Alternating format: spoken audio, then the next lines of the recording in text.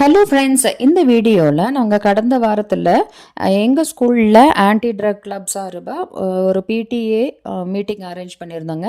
இது வந்துட்டு எல்லா பள்ளிகள்லேயும் கல்லூரிகளிலும் கவர்மெண்ட்டு வந்துட்டு கட்டாயம் அந்த கிளப்பை ஸ்டார்ட் பண்ணியிருக்கணும்.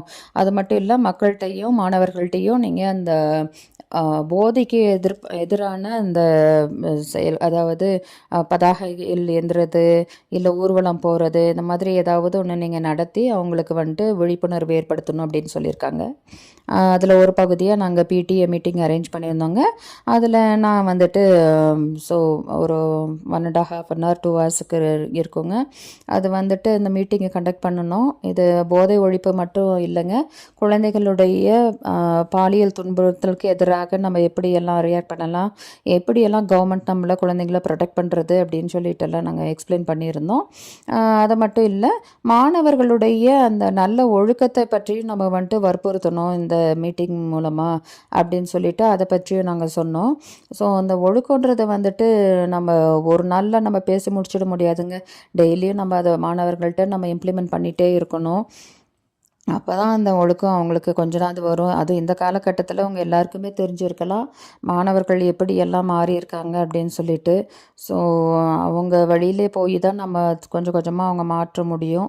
இதே நிலைமை வந்துட்டு நம்ம நீடிச்சிச்சு அப்படின்னு சொன்னாக்க நம்ம மாணவர்கள்ட்ட நல்ல ஒழுக்கம் அப்படின்றது வந்துட்டு எப்போவுமே நல்ல செயல்களுமே நல்ல ஒழுக்கங்களுமே எப்போவுமே இருக்காது அப்படின்றது என்னுடைய கருத்து. ஸோ நீங்கள் வந்துட்டு பெற்றோர்கள், நீங்கள் இதை பார்க்கக்கூடிய வீடியோ யாரெல்லாம் பார்த்துட்ருக்கீங்களோ அவங்க அந்த ஒழுக்கத்துக்கு நம்ம எப்போதும் முக்கியத்துவம் கொடுத்து நம்ம மாணவர்களை மட்டும் இல்லை நாமளும் அந்த வழியில் போகணும் அப்படின்னு சொல்லிட்டு நான் கேட்டுக்கிறேன். இந்த வீடியோ உங்களுக்கு பிடிச்சிருந்துச்சுனாக்க இதை லைக் பண்ணுங்கள், ஷேர் பண்ணுங்கள், சப்ஸ்கிரைப் பண்ணுங்கள். மீண்டும் சந்திப்போம்.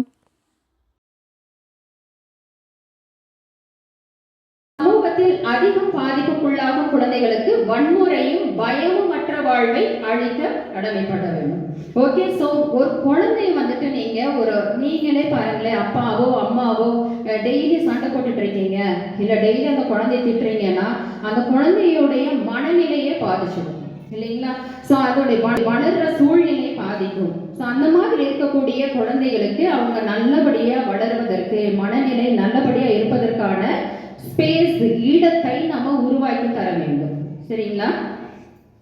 அடுத்து வரக்கூடிய பிக்சர்ல பாருங்க, அந்த செல்போன்ன்ற ஒரு அரக்கனை நம்ம சொல்லலாம் இல்லைங்களா? அந்த செல்போன்ன்ற அரக்கனை அவங்க யூஸ் பண்ண ஆரம்பிச்ச பிறகு அவங்களுடைய மனநிலையும் அவங்களுடைய முகபாவங்களும் அவங்களுடைய எப்படி மாறுபடுது அப்படின்றத நீங்க பார்க்கலாம். அப்படின்னு சொல்லுவாங்க இல்லைங்களா?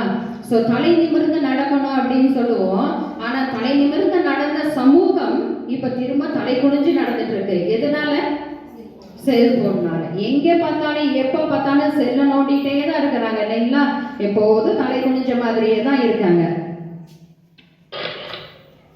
போது அதாவது நீங்க தெரிஞ்சு அந்த குழந்தை கையில செல்போன் கொடுக்கலாம். சில குழந்தைகள் உங்களுக்கு தெரியாமலேயே அந்த செல்போன்களை